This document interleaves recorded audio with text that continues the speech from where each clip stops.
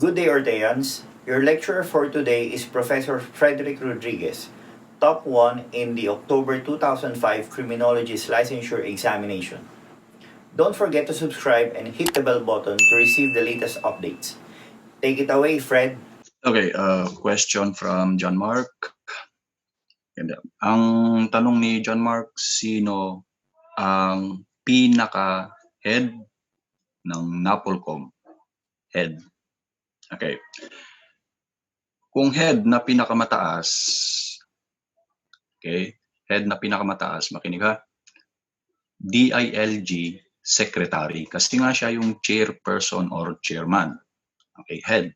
Alright? Yun nga lang, meron siyang nagsisilbing executive officer, which is the vice chairperson na galing dun sa for regular commissioners. Alright? Gawin na lang natin analogy to. Okay, gawin natin analogy. Sige. Sino ang pinakamataas? Sino yung pinaka-head ng political unit na barangay?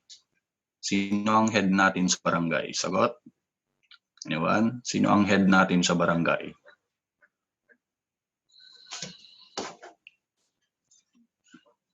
Yata malinaw ang aking. Naririnig nyo ba, class? Malinaw ba? Si captain, barangay captain, si barangay chairman, tama? Pero merong humahalili sa kanya. Yun yung number 1 na kagawad. Number 1 sa election. So anong tawag doon sa number 1 na kagawad na yon? XO. Okay, executive officer.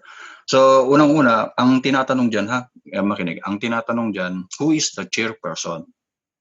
The LG secretary. Who is the executive officer? The vice chairperson. Saan nanggaling? Dun sa for regular commissioners. So just in case, paano paggamitin tong term ni John Mark na sino ang head? Ang safer answer would be DILG secretary kasi theoretically mas mataas pa rin siya dun sa vice chairperson, kaya nga tinawag siyang vice chairperson. Okay, malinaw ba, Mark? Gusto kong ikaw ang sumagot. Malinaw ba? Diyan ka ba, Mark? John Mark pala. Okay, malinaw na? Malinaw? Alright, copy. Then we proceed with our patrol. Okay? So, tingnan nyo ito ha. Nakashare ba ang ating screen? Class, nakashare ba? Nakashare, nakikita nyo? Alright. Thank you, Irene.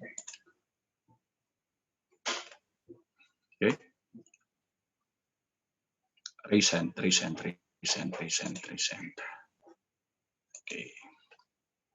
Okay. Tapos, linawin ko nga ito, class. Parang naalala ko, tumatak sa isip ko, yung police to population ratio. Okay? Doon sa napag-usapan natin personnel or tingnan nyo maigi ha. Kapag ang tanong, tingnan nyo, ang tanong is nationwide average. Ang isagot nyo, ito yung ideal class, ito yung ideal. Nationwide average. Isang police bawat 500 tao. Okay, bawat 500 residente. Right? Whereas, pag ito naman ang binanggit is minimum, kung hindi kaya yung 1:500, at least 1:1000 naman. Kasi pag umabot na yan ng 1:1, let's say 1.5, 2,000, it is as if wala na tayong police. Alright, ngayon pa nga lang, medyo hirap na ating kapunan. Ano pa kaya pag umabot ng higit sa 1:1000? So again ha, linawin natin. Kapag ang tanong is nationwide average or pwede rin gamitin tong term na to, ideal police to population ratio, 1:500. Pero pag ang tanong is minimum, you go for 1:1000. Right? So having said that, let's go to Alright. So sige nga, sinong nakakatanda? Paulit-ulit, di ba? Number 1, yung Roman word ng police. Etymology of police. Na-minodify lang yung Greek word. Letter B. Very good. Okay. Policia or Politia. So, pronounce as Policia, pero tingnan nyo yung spelling. Right? Very good.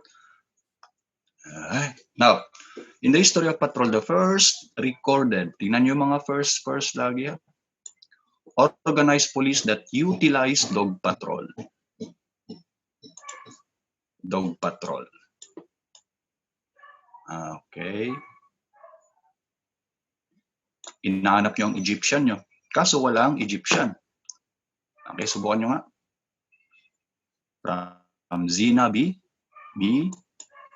So, ang point dito kasi class, walang Egyptian, di ba? Ang nakikita natin sa ating mga hangouts is Egyptians ang credited na unang gumamit ng dog patrol. Yun nga lang, wala tayong makikitang Egyptian dito. So, anong best? So, parang part ng Medjays. Bakit Medjays? Ganito ha. Medjays class or Medjay ang tawag sa pinaka-police, pinaka-sundalo at pinaka-guard or VIP protection ng Pharaoh. Okay, Pharaoh. Buwa. So ito, Medjays. Yan lang yung depiction kasi nung mga panahon na yun, wala pa namang photography nung panahon na yun. Okay. So, again ha. Ang unang hanapin nyo, Egyptian. Yun nga lang walang Egyptian. So, di hanapin nyo yung kanilang police organization. Medjays. Okay. Now, meron namang ganitong tanong. Right? Egyptian ang nakilala na unang gumamit ng letter A, dog patrol. Letter B, K9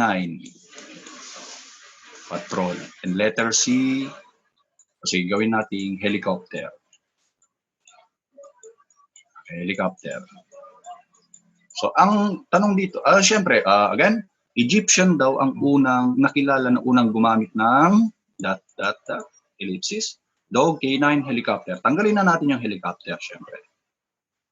So, ano kaya ngayon ang pipiliin natin? Alpha or Bravo? Dog patrol or K9 patrol? Anyone? Bravo? K9, kay John Mark, Bravo. Okay. Alpha, John po. Ito ang gawin nyo, ang piliin nyo, dog patrol. Bakit class? Ang word na K9, this fancy word na K9 ay nanggaling pauso ng mga Americans. Okay. Hindi alam ng mga Egyptian, ancient Egypt, hindi alam ng ancient Egypt ang word na K9. Okay? So ano ibig sabihin ng K9? Fancy word lang to, wala namang ibig sabihin yung letter K. Ito lang yan. 'Di ba ang aso is okay, from the K9 family. Ay mali. K9 family. Nilaro na lang ng mga Americans yan. Okay, K. Ayan. Then 9. O di ginawa nilang number 9. So hindi alam ng Egyptians to. Ancient Egypt ang word na K9. So in this case, Egyptian is said to be the first one to use dog patrol, not K9 patrol. Right? So let's proceed forward with number 3. Tapos ano pa yung mga tatandaan yung ancient police na kilala sa history natin? Okay. We have the Vigiles. Ano naman yung Vigiles? Complete name of which is Vigiles Urbani. Okay? Tagapagpatupad ng batas sa urban. Sa urban areas. Nagpauso nito, ladies and gentlemen, is the Romans. Yun nga lang, ang Vigiles nila, dalawang function na police and at the same time sila rin yung firefighters. Alright, so Atmos, ito na yung pinakamalapit na depiction kasi nga hindi naman uso ang photography dati. Alright, tapos ano naman ang Praetorian Guard? Ito naman yung protector ng Roman Emperor. So ang trabaho lang ng Praetorian Guard class, the protector of Roman Emperor. So isang unit siya class ng Roman legions, alright, ng Roman army. Ang trabaho lang ay protektahan yung emperor, the Praetorian Guard. Okay, Praetorian Guard. Alright. Now, i-correlate natin sa inyong comparative police system. Ano naman yung natin? Yung pinaka-organization or unit na ang trabaho lang is protektahan ang presidente ng Pilipinas. Anyone? Protektahan ang presidente ng Pilipinas. Come on, come on.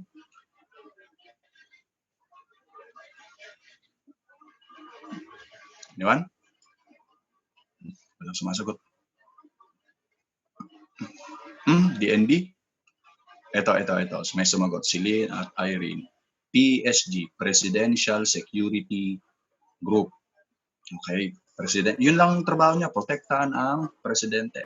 At kasama yung kanyang pamilya. And even the vice president.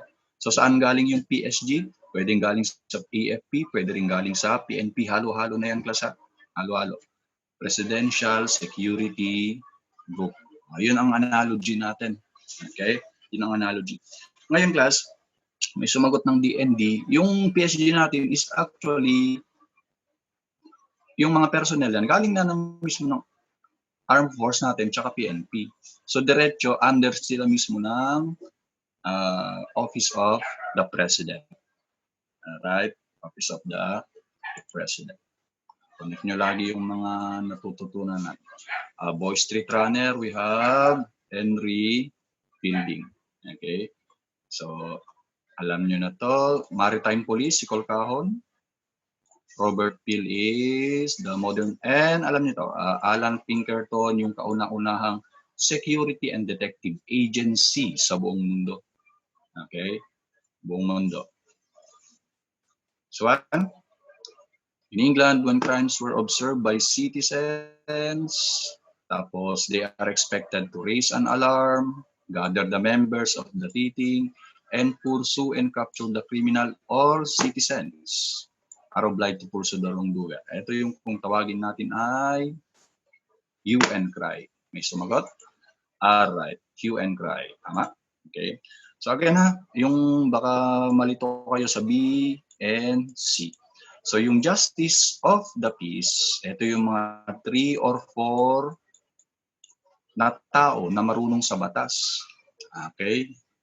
They meron silang authority to arrest, to chastise. Yung chastise means latiguin, paluin, parusahan, o yung tinatawag nilang corporal punishment. Okay? Ang watch and ward system, ito yung mga knights. Ito yung tawag nila sa special unit ng military nila, ng mga hari sa mga itong unit na to. So they are required. Okay, their main duty is to guard the gates and doors of the palace ng hari. Okay, watch and ward system. Okay.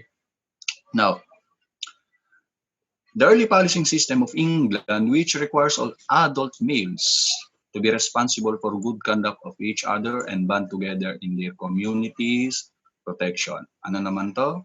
Aray naman yung Frank Pledge system. Okay, sumagot. Alright, Frank, keepers of the peace. Wala. Okay.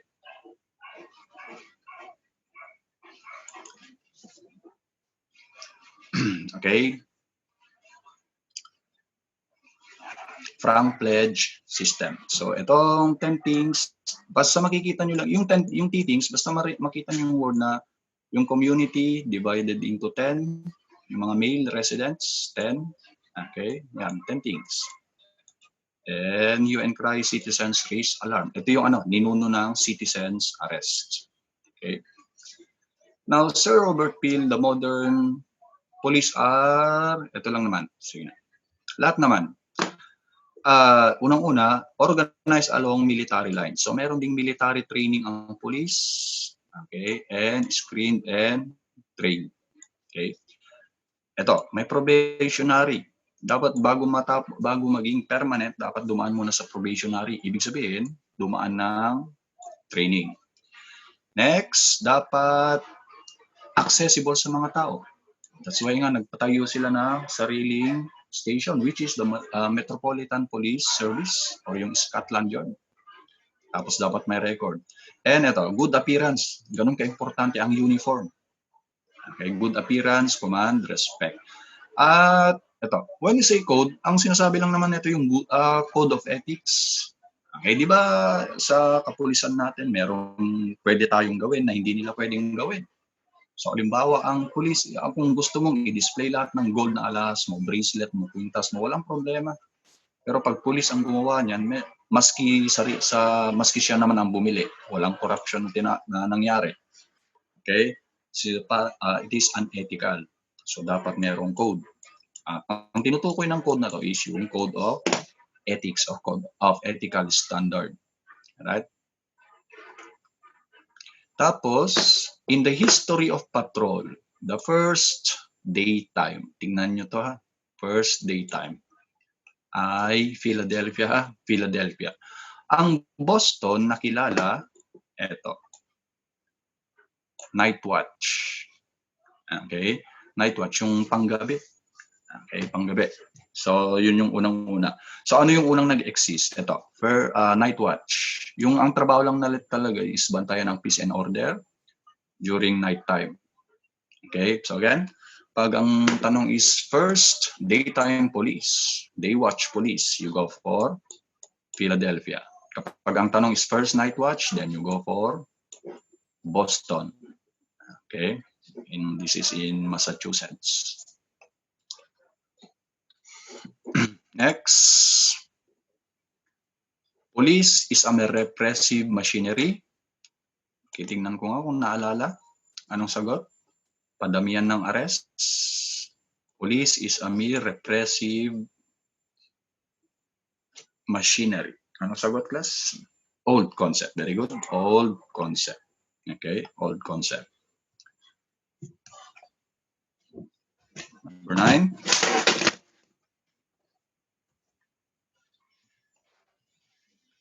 Okay.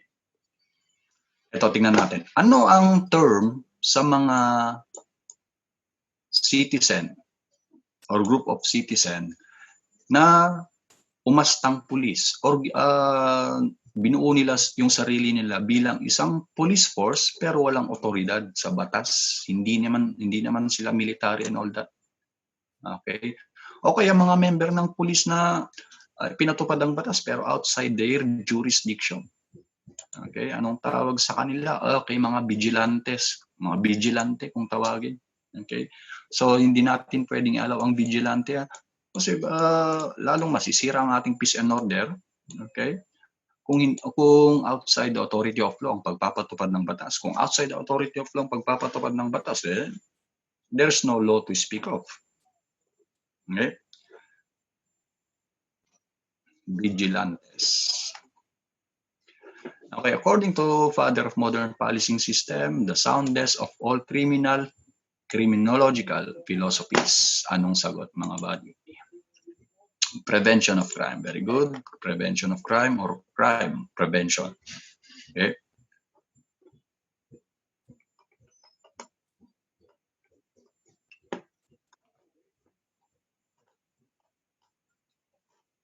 Because in each prefecture in Tokyo, Japan, siguro ang analogy ng prefecture class is municipality and all that. There are several police stations that serve as principal operational unit. Anong tawag dito sa mga pinaka-police boxes nila? We call it Koban.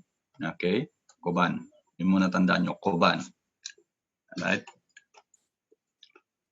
Core mission of police patrol. Okay. Crime prevention pa din. Okay, core mission, crime prevention.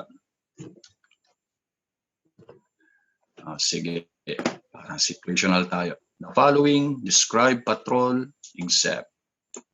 So, unang-una, patrol is innovator of police department in crime prevention. Pwede ata. About this one. Patrol force, nucleus.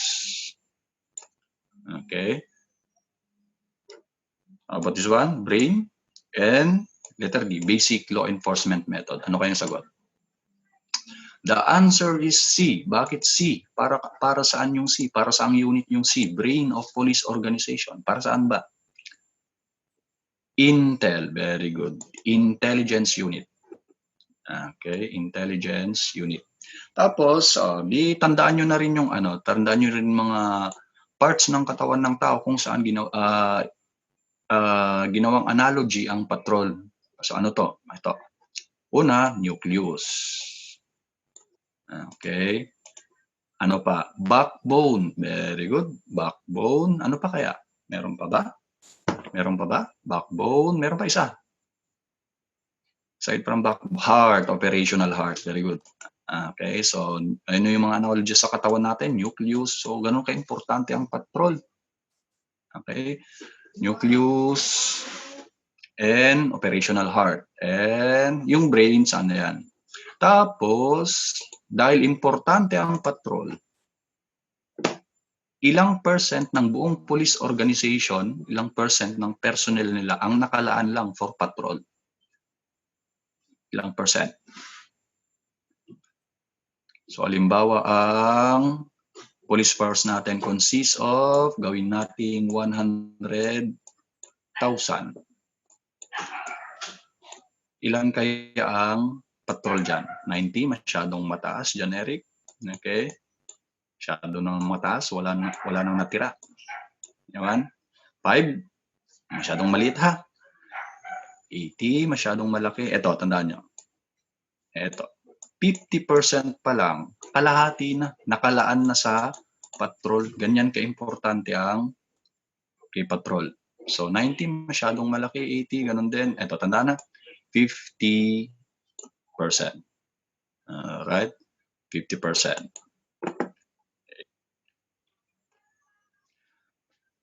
Next, this statement is state the importance of patrol. So, ang hinahanap, alin yung hindi. So, sa process of elimination, tatlo sa kanila ang nagsasabi ng importance. Isa ang hindi. Yun ngayon yung isagot natin. Okay, so tingnan natin. Essence of police function, importance. Any person, place, thing, situation, or condition possessing high potential for criminal attack or for creation of any other type of problem necessitating a demand for immediate police service. About this one, most visible form of police activity. Sa dami ng bilang ng patrol unit natin, mas madalas nating nakikita. And ito, the individual patrol officers represents the police department. Parang ganito yan. Kung anong ginawa ng isang patrol officer, parang ginawa na rin ng isang buong organization. So, kung nakitang nangungutong ang isang patrol officer, ang sinasabi agad ng tao, nangungutong ang buong police organization. Alright? So, that's how important patrol is. Ngayon, what's the best answer? Hindi kasama sa importance ng patrol. Diba? Alin dito? D? Importance ha? Hindi kasama sa importance. B? Okay. So, the answer is this one. So, bakit ito? Definition kasi ito ng tinatawag na patrol hazard. Okay? Definition ng patrol hazard. Alright, let's proceed further. Patrol is the operational heart of the police organization because, ano yung best answer? Okay. Incorporates all objectives inherent to police organization. Okay, bakit kaya ganyan? Okay. Ito kasi, ano yung mga inherent sa police organization? Crime prevention, crime suppression, law enforcement. Ano pa? Maintenance of peace and order. Ano pa? Response, police response. Sila lahat yan. Okay? Bago pa dumating yung mga soko-soko na yan, dumating na ang patrol. So yun yung mga inherent police at halos trabaho nila lahat. O ganun ka-importante ang patrol. Okay? May piyesta. O sinong tinatalagang peace marshal sa piyesta? Yung mismong patrol o patrol officers ng police station. Okay, ganyan ka-importante ang patrol. Right?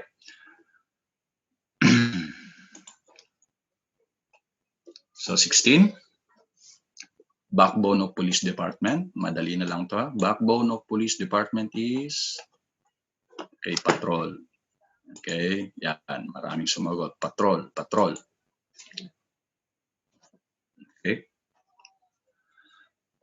Which of the following is not true about patrol? Okay. All right. So the show window of PNP. When we say show window, yun yung unang-unang makikita ng community, yung patrol unit. Okay, pwedeng check yan. Preventive measures, yes. Yeah, kaya nga ang main reason ng patrol is to prevent crime. Ito hindi rin natin siya matanggal. When we say indispensable, hindi pwedeng matapon. Hindi pwedeng mawala. At ito, hindi mo alam kung saan mo huhugutin o saan nanggaling. Okay, ito na yung best. Okay, best answer. Okay, relies on common prudence, kung ano man yan. Okay. Ano yung operational heart? Patrol. O, nakita nyo yung mga analogy sa katawan natin? Nucleus, operational heart, okay, backbone. Okay, backbone.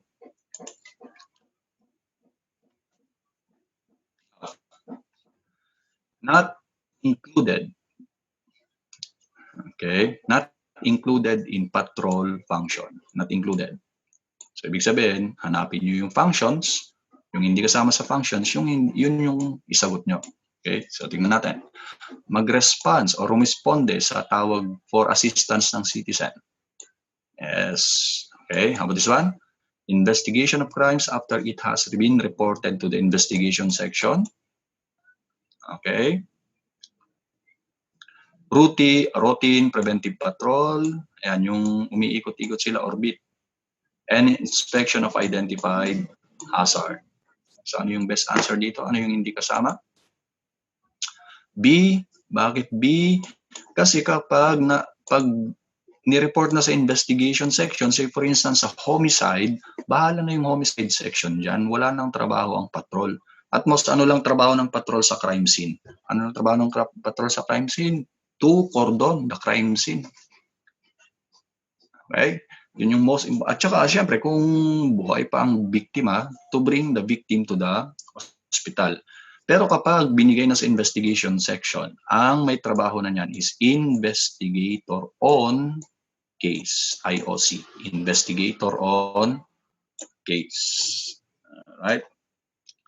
So the best answer is hindi kasama sa function ng patrol. Investigation of crimes after this is reported or this has been reported to the investigation section.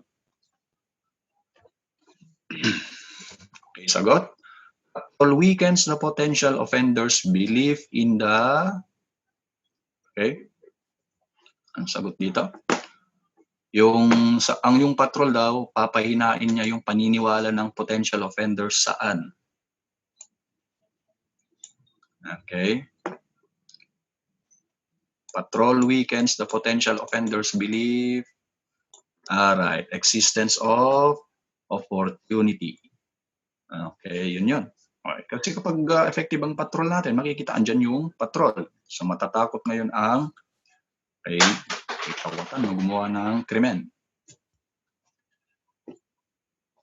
Next, what is the principle of organization characterized by the process of transferring authority and creation of responsibility between superior and subordinate. So, sinong nag-transfer ng authority? Yung superior, binigyan niya ng konting authority ang subordinates kasi hindi kayang gawin lahat ng superior. So, ano nga ulit to? Mga body? Alright, very good. This is delegation of authority. Okay, delegation of authority. How about this one? What is the principle of organization which dictates that immediate commander shall be responsible for the effective supervision and control of their personnel? So pag may ginawang kalokohan ang personnel, kasama sa nakakasuhan ang commanders. Pananagutan kasi ng commanders ang kanyang tao. Very good. Command responsibility. Okay. So command responsibility.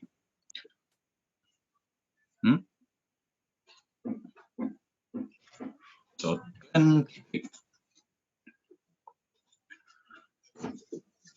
the perspective of police patrol, crime has three elements or ingredients, namely motive, instrumentalities, and ano yung isa pang?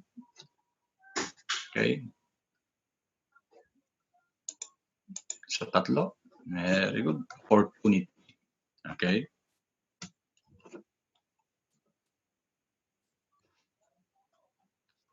Alright, opportunity. Alright. So, kung ang tanong naman dito, alin sa tatlong element na to serves as the reason? Reason. Bakit ginawa ng tao ang krimen? Ano yung reason? Is it motive, instrumentality, or opportunity? Motive, very good, motive. Okay. O when you say instrumentality, ito yung gadgets, armas, gamit. Alright. Okay. Yung opportunity naman, the possibility, okay, that the crime may be perpetrated, can be perpetrated. Pero pag ang tinatanong na is reason or moving force, you go for motives. Kung sa selos, we call it crime of passion, pwedeng ganti or revenge, all that. Okay. Next. O kanina, ano naman ang naidudulot ng patrol sa mga potential law violators? Ngayon naman, the presence of patrol officers may provide blank sa mga sumusunod sa batas. Right. Feeling of security naman. Okay. Feeling of security. Okay. So number 25, what police strategy, okay, establishes the aura of police presence? Nasa ano na tayo? Police presence. And is best exemplified and effectively applied in patrol crime prevention activities by uniform, take note, uniform, foot or automobile. Inconspicuously, yung talagang unang tingin mo pa lang, alam mo na yan ay patrol vehicle. So unang tingin mo pa lang, makikita mo na police agad yan ay police. So anong tawag natin dito? Alpha or Bravo. Yung napunta na tayo sa technique ng police patrol. Okay, you call it police omnipresence. And by the way, class, lagi nating pinag-uusapan ang pinanggalingan ng word na police. Anyone? Ano naman yung etymology o word na pinanggalingan ng word na patrol? Anyone? Ano nakakatanda? French word ulit yan. French word. Anyone?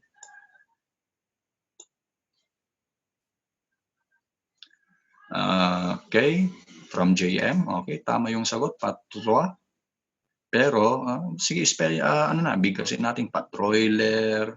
Okay, pero pronunciation daw sa French patrol. Pero ang tandaan nyo is yung spelling. Okay, spelling. Mark Anthony, anong problema natin? Mark. Raising hand. Raise hand. Ano tong ano? Ayaw sumagot ni Mark. Wala. Okay, let's proceed forward. Okay. Now, okay, napunta na ano na tayo? Police visibility. By the way, ano tong police omnipresence? Ang police omnipresence is SIWAR to. SIWAR. Alright? SIWAR. Okay? Parang gustong iparamdam ng police natin na ang police ay laging present. Maski hindi naman sila nakikita physically, police omnipresence, the connotation of which is ang police is always present. Okay? Kaya niyang mag-respond anytime. Yun yung essence ng police presence. Ngayon, class, paano natin magagawa ang police presence? Yung tinatawag na high visibility patrol. Right? Ano yung epekto ng high visibility patrol? To create police, the psychology of police omnipresence. Okay? So kung baliktarin naman natin yung tanong, paano natin gagawin or ma-implement or paano natin ma-achieve ang police omnipresence? We can achieve that through high visibility patrol. Alright? Ngayon, ano ngayon yung 3 things na dapat gawin ng police para ma-maintain yung police omnipresence? So ito yung tandaan nyo. Dapat meron ding physical presence. Siyempre, nakikita naman natin sila paminsan-minsan, although hindi sa lahat ng oras. Right? Then, patrol scheme. Ano yung patrol scheme? Dapat random. What do you mean by random? Hindi natin na pre-predict. Okay? Hindi natin ma-predict. So, hindi natin malaman kung kailan darating ang dadaan sa lugar natin and all that. And eto naman, meron kang police presence. Meron kang patrolling scheme. And alam naman ng tao na nakaka-respond lang ang police natin mga 1 oras pa bago pagkatapos magsumbong. O wala din. So ito yung tandaan na elements ng police visibility, there must be physical presence, patrolling scheme, then response time. Okay? So dapat hindi matagal ang response time. Now, what is the effort or reduction of elimination of desire and opportunity to commit crime? Ay, ito yung prevention of crime. Tinatanggal natin ang opportunity, okay? Tsaka yung desire, right? Desire. Yung kagustuhan at oportunidad para gumawa ng krimen, that is the main functions of crime prevention. Okay? This one? About the responsibility of police that involves peacekeeping on community service, okay, or social service is referred to as, ano kaya ang best dito?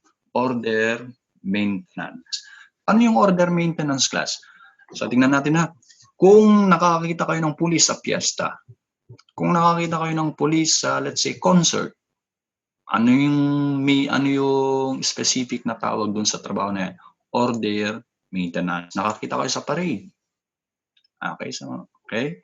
Order maintenance. Okay. Peacekeeping on the community tsaka sa or social services. Okay. Order maintenance.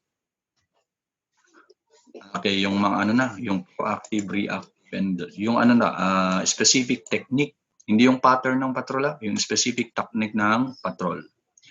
So what is the deployment of patrol personnel in the respective area of responsibility with definite, ito na yung keyword nyo, gamitin nyo yan, definite objective. So ang pagpipilian nyo, Alpha and Charlie. So tingnan nyo, bilugan nyo na yan, definite objective na yan. Alright? So having said that, okay, proactive patrol. Okay?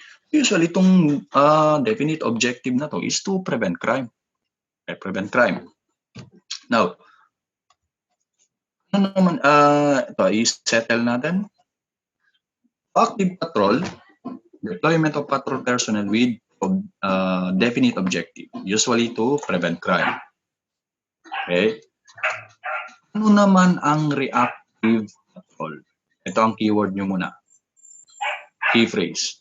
Reactive patrol is, okay, an old concept in patrolling scheme wherein officers and units drive around their area of responsibility waiting for something to happen or waiting for call that they will respond. Ang sitwasyon sa reactive patrol, bakit tinawag na reactive? From the word reaction. Usually, kung ano dyan, kung maraming krimen dyan, okay, dyan sila iikot. Okay, dyan sila mag-orbit. Tapos, ang point dyan, saka sila nag-aantay ng, okay, tawag. Okay, waiting for something to happen. Okay? prevent patrol naman, okay? So halos pare-pareho lang din naman to. Okay, pag ginawa pa, depende lang sa kung ano yung konsepto. Ang preventive patrol is ayan, to reduce desire to prevent crime, and it could be crime prevention and suppression. For the purposes of exam, ang gusto ko, isa pang tandaan nyo aside from proactive and reactive is yung dalawang klase ng preventive patrol, crime prevention and crime suppression. So anong pinagkaiba ng crime prevention? Ito, eliminate opportunity.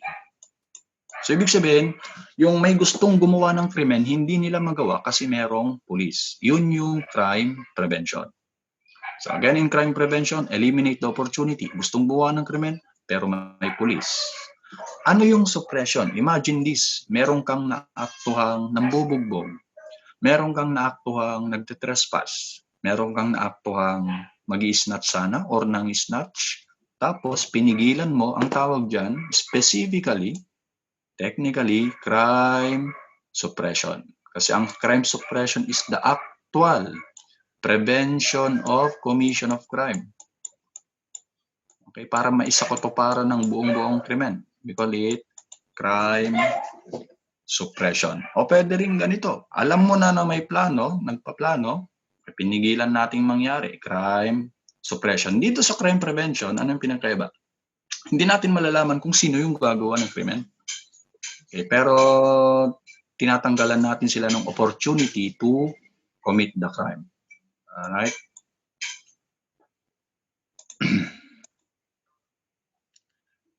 Alright, very good.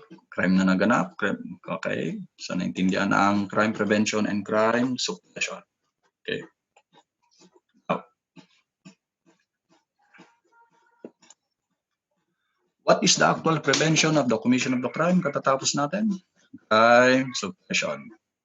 Okay, crime suppression. Tapos later on, pupunta naman tayo sa critical time and response time, yung pagkakaiba.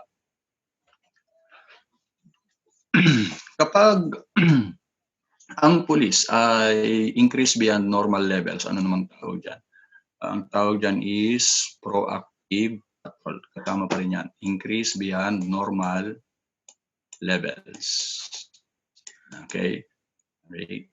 Di ba ang reactive patrol is, okay, waiting something to happen. So, paano kung masyadong marami na ang personnel, na-increase ang personnel, talagang walang gagawa ng krimen dyan. Okay?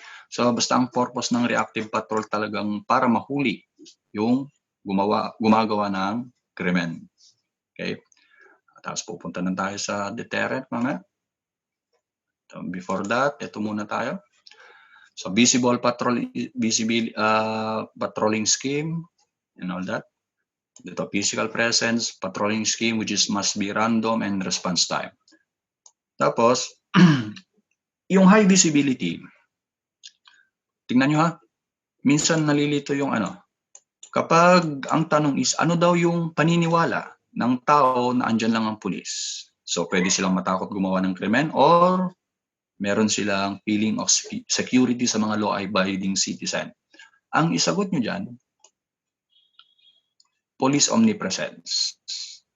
Psychology kasi yan, psychological technique. Ngayon, kung ang tanong naman, paano i-establish ang omnipresence?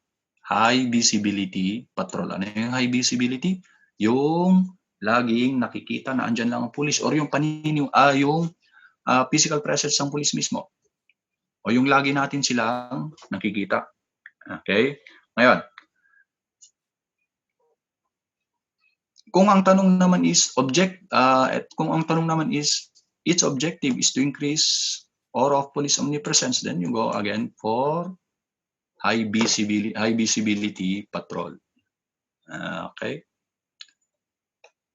Now, low visibility, ito naman. Tingnan nyo ha. Ang main purpose ng low visibility is repression. So part siya ng preventive patrol. Okay? O kaya increase ang number of arrests. Okay? So ano yung low visibility ngayon as against sa ano? Yung high visibility, lagi natin silang nakikita. Unang tingin pa ng sakyan, pulis na. Okay? Sa low visibility, usually naka-civilian yung mga tao ay yung mga police personnel para hindi sila mapansin agad na sila ay police. So another key phrase you have to remember is nasa plain clothes. Ang tanong ngayon, ano yung plain clothes? What do you mean by the police is in plain clothes? Ano ibig sabihin yan? Plain clothes, plain clothes, plain clothes. Blending? Ano pa? Ano yung plain clothes ba? Plain clothes.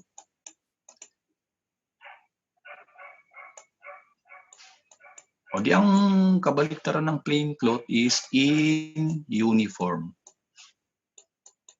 Ayan. So when you say police in plain cloth, ayan, naka-civilian. Okay. So naka-civilian para mag-blend. Okay, sa mga civilian. So ang point, hindi mo alam na police. So ginawa to dati dito sa Metro Manila, nagtatalaga ng plain cloth patrol sa mga bus nung medyo uso ang para masugpo ang robbery sa mga bus. Okay, passenger bus. Alright? So akala nila pasahero lang, yung pala police na naitalaga as plainclothes patrol. Ngayon class, yung target-oriented patrol, ito naman ang tandaan nyo. Tinawag na target-oriented patrol, directed towards a specific person or places. Alright? So parang ganito yan. Kung alam natin na yung subject ay laging andito sa lugar na to, tapos doon tayo nagpapatrol para maaktuhan yung subject na yan, yung target-oriented patrol. Okay? O pwede ring alam natin na ginagawang pat session yan. Okay? Para gamitin yung shabu, marijuana and all that. Lagi nating ino-orbitan. Okay, ang tawag dyan, target-oriented patrol. So ito na yung tandaan nyo. Towards person or places, specific.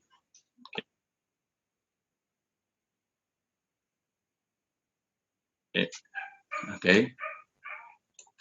Direct deterrent patrol. It is a patrol strategy, okay, in which specific predetermined preventive functions on a planned systematic basis. Ito na tandaan. So actually yung preventive patrol at din yung direct deterrent patrol. So ang pinaganda lang ang term, pero ang gustong tandaan nyo siyempre itong definition. Okay? Perform specific predetermined preventive functions on a planned systematic basis. And interactive patrol is emphasize police-citizen interaction, wherein community input is sought in resolving patrol problems. So ibig sabihin, involve ang citizens. Okay? So minsan merong mga civilian council, merong mga advisory council ang pulis natin, advisory council, kung saan ang karamihan na members ay mga civilian. So sila ngayon ang bibigay ng input, mga strategy or technique or policy para mas maganda ang patrol system natin. Ang tawag dyan, interactive patrol strategy. Okay? Tingnan naman natin ngayon. Ano naman ito? Statistical report of patrol officers regarding crime rate, types of crime, and places kung saan nangyayari ang krimen. Okay, in each bit is very important in implementation of blank. Okay. Ang tawag dyan, selective enforcement. Okay. Tignan natin muna ha. Okay. Selective enforcement.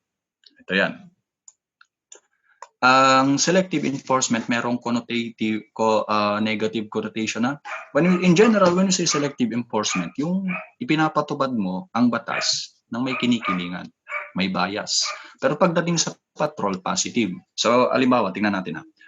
Kung ang area mo, assuming this is your area, at dito madalas mangyari ang krimen. Dito sa lugar na to. Dito mataas ang crime rate. Okay, mataas ang crime rate. Ngayon, para mabawasan ang gastos, para mabawasan ang paggamit ng human resource, o para mabawasan ang pagod ng patrol, o di mag-focus tayo rito. Tsaka lang natin padaanan ng konti itong lugar na to, pero dito ang focus. Ibig sabihin selected area. So anong tawag natin dyan? Selective enforcement. Okay? So deploying patrol only on selected areas. Okay? So paano natin malalaman na mataas ang crime rate nito? O di titingnan natin yung report about crime rate. Saan nangyayari ang places of crime? So best answer. O saan nangyayari saang place nangyayari ang krimen? We have selective enforcement.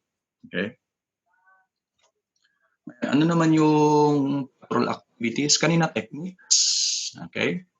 Called for service. Ito yung ang tawag dito. Ito actually yung kung tawagin natin ay ito. Responde. Okay. So kung may tumawag sa police station kasi may nag-aaway, may nagbabarilan, meron silang nakitang pag-alagala na may dalang baril, tinawag sila, responde. Ang tawag dyan, called for service. Incidents requiring immediate police action. Yan yung inspectional service naman, hindi nila kung may mangyayaring krimen or wala, iikot lang sila, patrol, orbit. Ito naman ang tawag, inspectional services, tending to reduce criminal opportunity and accident. Okay? Tapos yung room patrol naman, ang tinitingnan lang dito, of course, part pa rin ng inspectional services. Pero ang target nila, yung mga less tangible hazard na. Okay, so hindi dadaanan pa rin lang yung lugar na wala namang nangyaring krimen or walang masyadong nangyaring krimen. Yun nga lang may hazard. Ano tong mga to? Madilim na lugar. At saka yung mga business sections.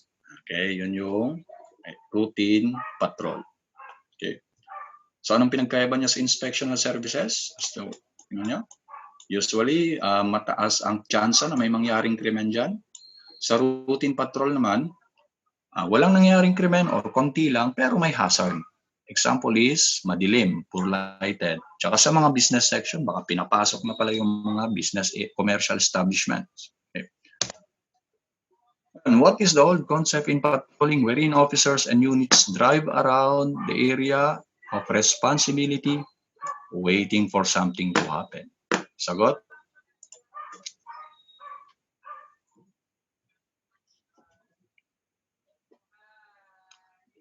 Very good. Reactive patrol. Roseanne, medyo naligawan na. Tingnan nyo na ito, guhitan nyo na ito. Parin yun. Waiting for something to happen. Reactive patrol. Okay. Which of the following is the purpose of low visibility patrol? Kayo ang sumagot niyan, diniscuss na natin. Pagkakaiba ng high visibility and low visibility. Alin dito ang purpose ng low visibility patrol?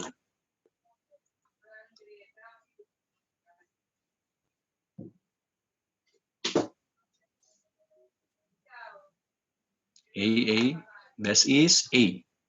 Okay, again, repression is also known as suppression. Okay. Basta repression is also known as suppression. Okay, di ba sa pag-usapan na natin kanina, yung high visibility to establish police omnipresence. Okay? To reduce opportunity to commit crime. Ang low visibility patrol naman for suppression, also known as repression. Okay. Next, a patrol activity that is directed towards the elimination of hazard in each respective beat is called, ano ulit to? Elimination of hazard in each, anong RD? At may RD.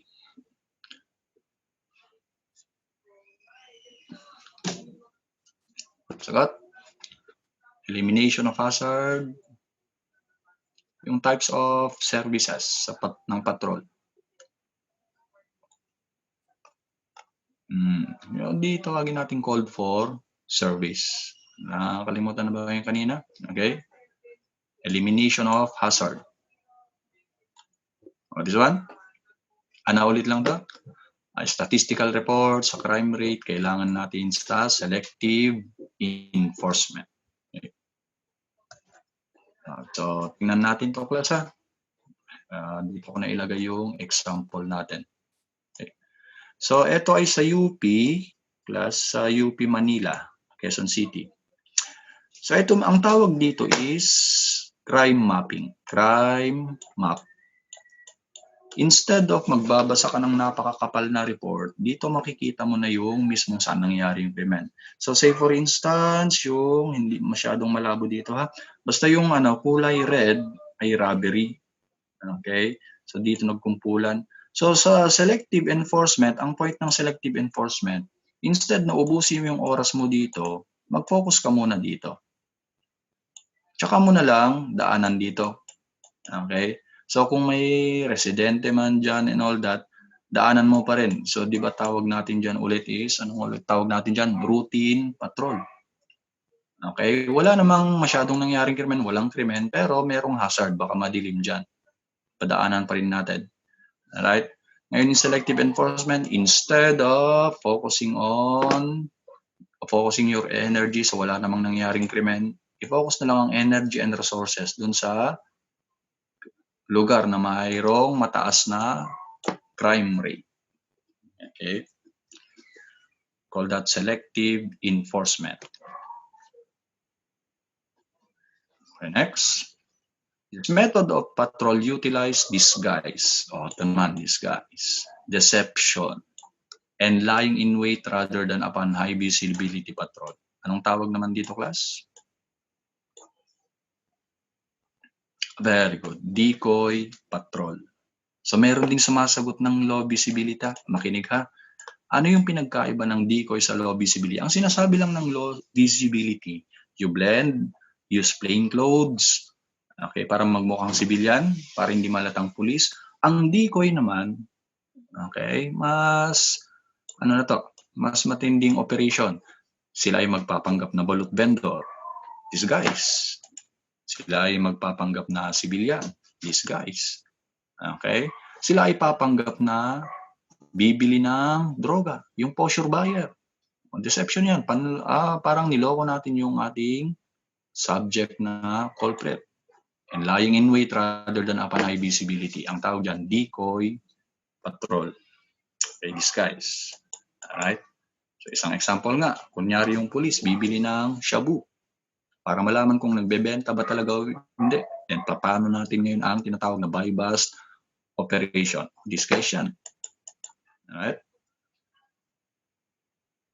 Ayan, may sumagot. John Mark, pain. Pwede, pain. Okay, paing. So, tama ba? Pain or paing? Pareho lang ata yan. Bait. Paing or bait. Okay. Right. Okay. Bait. Yan, bait. Next. This is a patrol pattern designed to ensure law-abiding citizens' feeling of security but reaction of fear to would-be violators. Ano ulit to? Patrol pattern na? Patrol pattern. Okay? Anong tawag? Para magkaroon ng feeling of security ang sumusunod sa batas, takot naman sa hindi. High visibility patrol. Ngayon, in one question class, may option na ganito. Police omnipresence. May sumasagot ng police omni. Pero tingnan nyo, police omnipresence. Anong pagkakaiba ng police omnipresence? Bago magkaroon ng police omnipresence, conduct muna ng high visibility patrol. O, di ba? Ayan yung pattern. Okay, magkanda ka muna. Ngayon, ang product ngayon ng high visibility is police omnipresence. This is only a psychological, okay? This is highly psychological on the part of the person. Okay? Psychological. Yung pakiramdam na laging andyan ang police. Okay, tingnan nyo maigi. Pero kung ang tanong is pattern, patrol pattern para magkaroon nito, high visibility patrol. Pero kung ang tanong ano daw yung pakiramdam, ano daw yung psychological feeling or ano yung feeling of security, but reaction of fear sa would-be violator, you go for police omnipresence. Okay? 39. Is visibility in strategic and crime-prone areas projects the blank thus an effective crime prevention strategy. Ano ulit to? Police visibility projects or creates or ano sagot dito?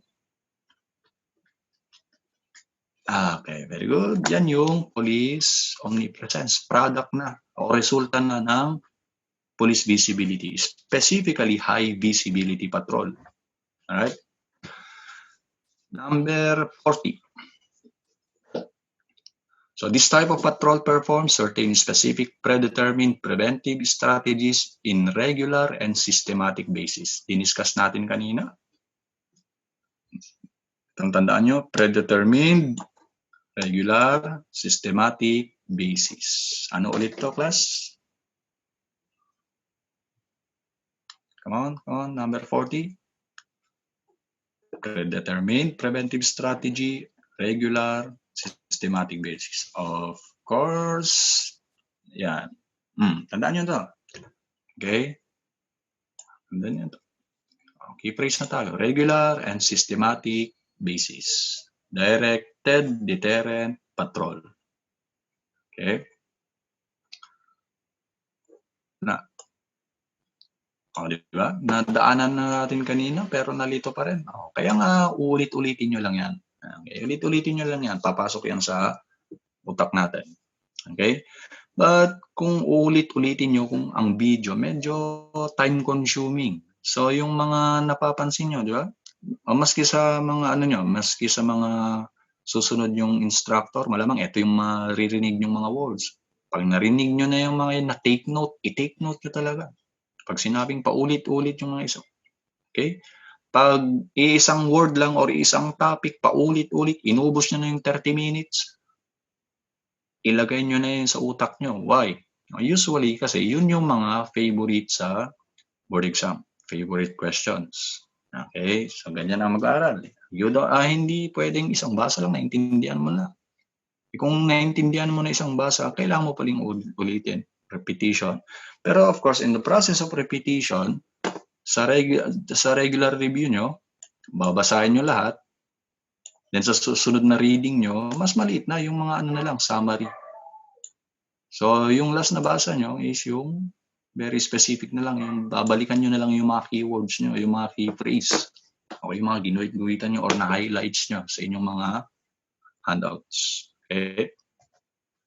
41. What is the patrol strategy which is directed towards specific persons or places? Sagot, class? Specific persons or places. Very good. Target-oriented patrol. Okay, target-oriented patrol. Okay. Basta sa patrol class, sa LEA, sa exam sa LEA, hindi nawawala ang police omnipresence and high visibility patrol. Ha? Okay, so sa favorite, hindi nawawala. So ano naman yung patrol beat? Ito lang yan.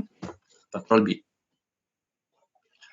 Geographical area, yung parang territorial jurisdiction.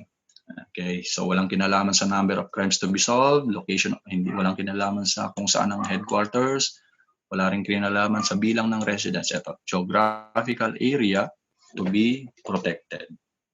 Okay, geographical area to protect. Patrol beat. Next.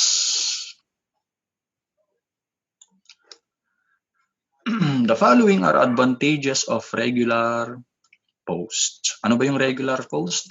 Ano yung kabaliktaran muna? Yung later on pala. Okay? Yung shifting kung tawagin. Okay, ito muna tayo. So when you say regular post is yung patrol officer. So kung halimbawa nasa area na siya, area A, diyan na lang siya lagi. Yun yung regular post. Okay? So ang madalas kasing natin class nakasanayan natin this week dito yung unit 1. Sa susunod, yung unit 1 ng patrol na yan sa B naman. Sa susunod is salitan, irregular. Okay? Shifting. Okay? So ano yung advantages? Tingnan natin. So nakita nyo yung regular posa, medyo matagal siya dyan. Diyan siya regular. Kung nasaan, alimbawa dito na lang siya. Pwedeng tumagal lang taon o baka habang buhay na, regular post. Okay? Dahil dyan, ano yung advantages? Ito. Patrol officer becomes thoroughly familiar. Yes, kasi nga andyan lang siya. Right? What is one? Patrol officers takes more pride and interest in improving the conditions. Yes. So minsan kasi ang nakaka-low moral, halimbawa, ayan, tinalaga ang isang chief of police sa dito, Municipality A. Mga isang buwan pa lang, nandito na naman sa Municipality B. Pinalitan naman yung A. So sino kayang gaganang magtrabaho dyan kung alam mong isang buwan ka lang or alam mong walang permanency? Yun naman ang pwedeng disadvantage. So dito ngayon, take more pride. Kasi nga dyan lang siya. How about this one? Favoritism will be lessened. Okay. A patrol officer moral is enhanced since steady post, isa pang term sa regular post, steady post is an indication of public acceptance of his work. So ano yung best? 1, 2, 4. Okay. So tignan nyo ha. Yung favoritism hindi lessened, kundi na-enhance. Bakit? Kasi nagkaroon dahil sa matagal na siya, regular siya sa post, ang tendency, lalong-lalo na sa Pilipinas, ay magiging kaibigan niya yung mga tao.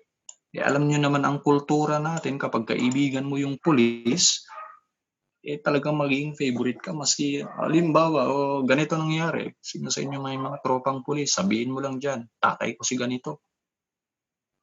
Teacher ko si ganito. Pag nakita mong kabatch pala ng professor mo yung pulis na yan, sasabihin mo lang, professor ko si ganito, batch mo.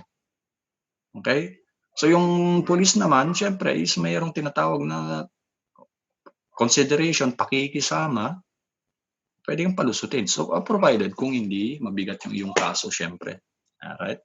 So, ito lang yung advantages ng regular post. Ito yung disadvantage. Nagkakaroon ng favoritism. Alright? Ano daw yung vicious call? Basta morning shift kasi is 7 to 3. Afternoon shift is 3 to 11 p.m. and night shift is 11 to 7 a.m. 11 p.m. to 7 a.m. So alin dito yung vicious daw?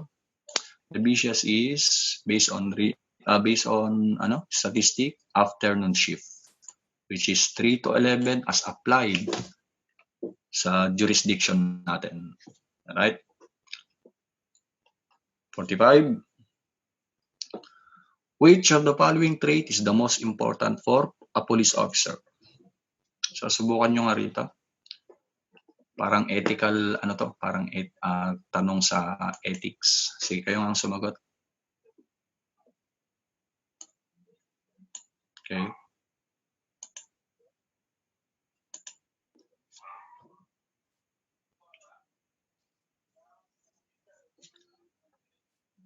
Dito sa option na to ay yung most important for a police. Alright, very good. So A. Personal integrity and honesty. Okay. 46. What is the time? Ito, yung diniscuss. Ito lang yung pagpipilian nyo. So, what is the time between the call of concerned individual to the police regarding incident and the arrival at the scene? Sige, subukan nyo nga muna. Baka yung iba na intindihan na to, nag-discuss na ng maigi. Anyone? Response time or critical time? D. Tingnan nyo ha. Ayan. Between the call. Ibig sabihin, tumawag, between nung tawag. Okay, ito yung, halimbawa, ito yung umpisa ng tawag, yung concerned citizen. At ito yung crime scene. At dumating na yung police. So, ano yung oras sa between this one? D. Okay, ang tawag dito, tandaan nyo, critical time. Okay, critical time. Tingnan natin ha. Tingnan natin. Yung response time is running time nung na-dispatch ang patrol car. Yung start na pagtakbo ng patrol car, nare-responde hanggang makarating. Yun yung response time. Tingnan natin. Sa ano to, hindi naman actual na pangyari, parang ano lang to, na-download ko lang sa internet for us to understand ha. Okay, so hindi to actual na pangyayari. Parang ano lang din. May nangyaring krimen. Ayan, hinahablot. Merong tumawag. Ayan. May tumawag ha. May tumawag sa 911. And by the way, meron din tayong 911. Pero wag niyong susubukan na. Baka nang susubukan niyo, nag-exist talaga. Alright? Wag na kayong makisama sa mga nanggugulo lang. Okay? Basta merong 911 kahit pa paano ang Pilipinas. Okay? Dati 117, ngayon 911. Alright? Pero ang naging kalakaran natin, kung may nangyaring krimen, dahil malapit ang barangay, o barangay tayo, din barangay na ang tatawag sa pinakamalapit na presinto. Alright. Sige, balik tayo sa basic premise. Tapos, ang mangyari ngayon, matatanggap ng, again, ano lang to, hindi connected tong mga to, para lang maintindihan nyo. Matatanggap ng communication center. Okay, communication center. Then, from communication center, okay, na-dispatch, responde na yung mga patrol officers or first responder. Tapos, pagtakbo nito, class, start na tayo ng bilang ulit. Dumating na, okay, sa crime scene. Okay, tingnan natin ha, apply natin. Mula dito sa tawag na to, hanggang all the way, hanggang makarating sa crime scene, ang tawag dyan, critical time. Okay, na saraduhan. Ngayon, ano yung response time? Tingnan nyo. Running time of the dispatch patrol car from his position where assignment was received and arrival at the scene. Okay, so ano ngayon yung response time?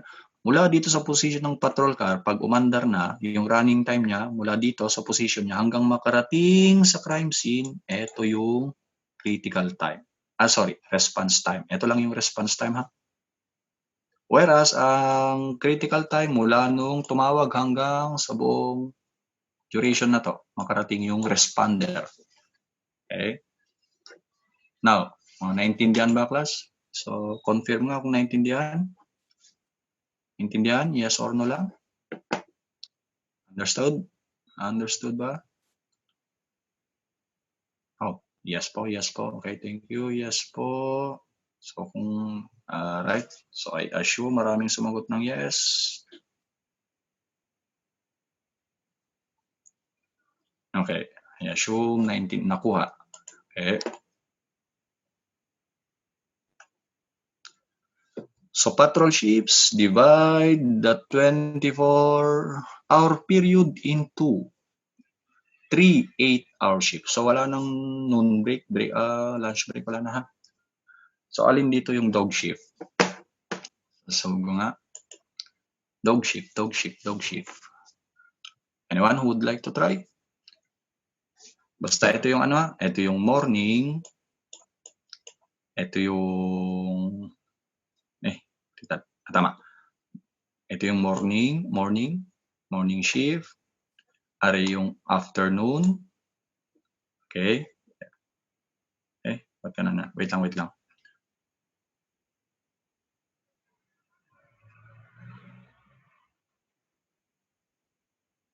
Ba't PM? Ba't kasi? Okay.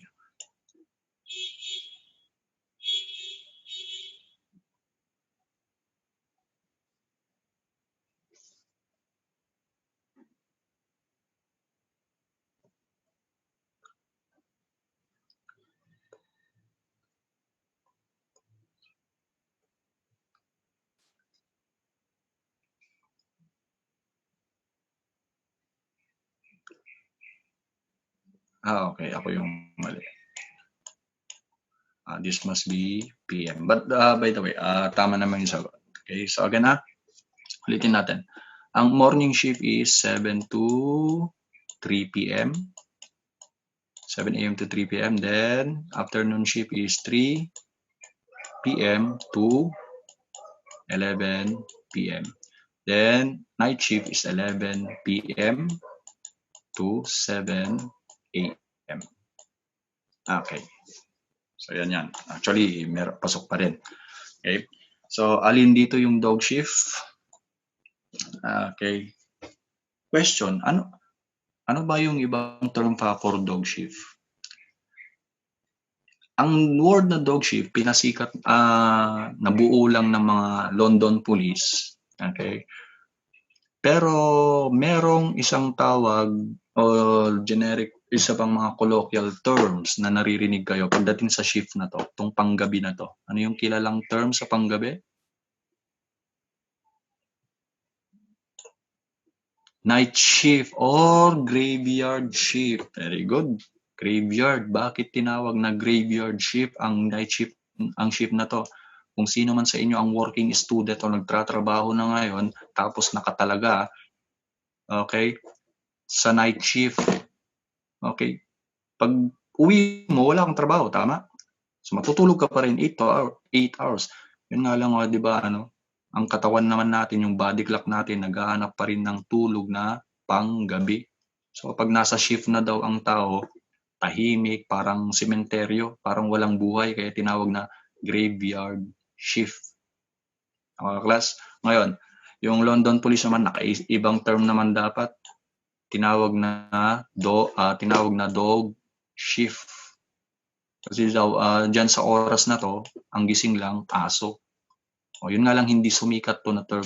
So yung mga halimbawa, yung mga pulis natin tinatawag na night shift o kaya ginaya na rin nila yung pinauso ng call center companies, graveyard shift naman. Okay? So ibig sabihin, basta dog shift, night shift, graveyard shift, pareho lang yan. Okay? Pero kung ang tanong naman, ano yung busiest? Ano yung pinaka-busy na police activity? Sa patrol, busiest afternoon shift. Very good. Afternoon shift. Okay. So 48 members of the patrol team shall assemble at the police unit at least ilan to? So kung ang shift mo ay 7 a.m. Okay.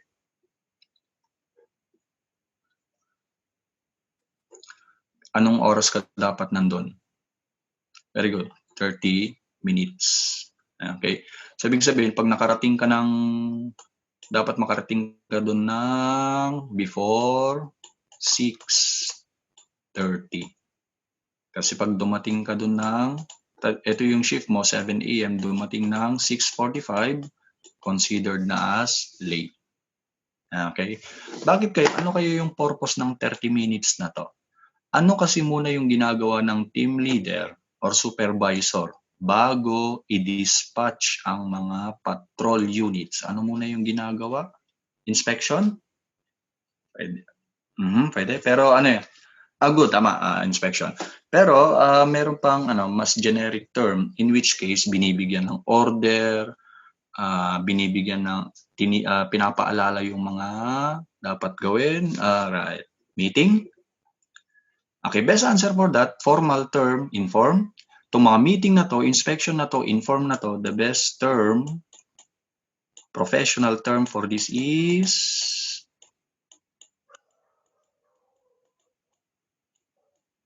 briefing. Okay, ito yung purpose. Okay, informing the unit, orienting the unit, okay, reviewing the unit sa kanilang main function, you call it briefing.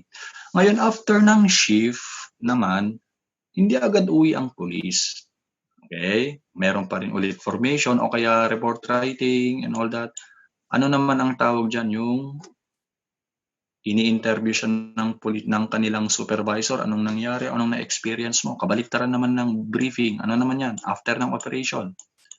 Interview, informing, interrogation, during, after ng operation. Ano naman yan? Kabaliktaran ng briefing. Baliktaran ng briefing, opposite of briefing. Ang briefing kasi before operation. Ano naman yung after operation? Sagot? Debriefing. Okay. Yan. Tandaan yung mga best na ito. Ma-encounter nyo rin to sa intelligence. Again ha, ang pagkakaiba, briefing is conducted prior to operation, whereas debriefing is after operation. Okay. So 49, the nature of this officer is free from specific routine duty. Is called, anong sagot dito, class?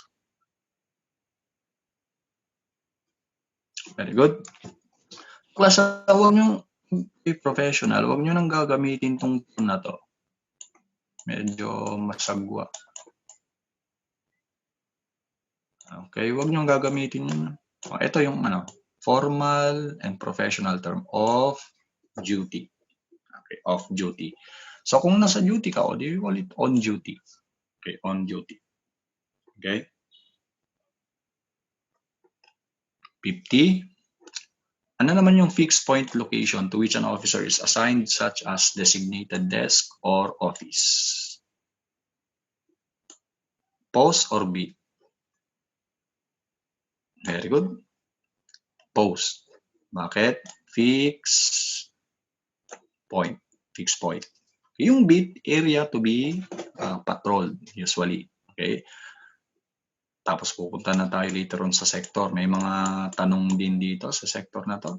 Okay. Thank you very much, Fred. If you want to learn more from him, take our Road to 1 Million challenge. If this channel hits 1 million subscribers, we will release the rest of his lectures. Or you can watch the rest of his lectures now by enrolling in Ortea Criminology Review. Just message us on our Facebook account for more details.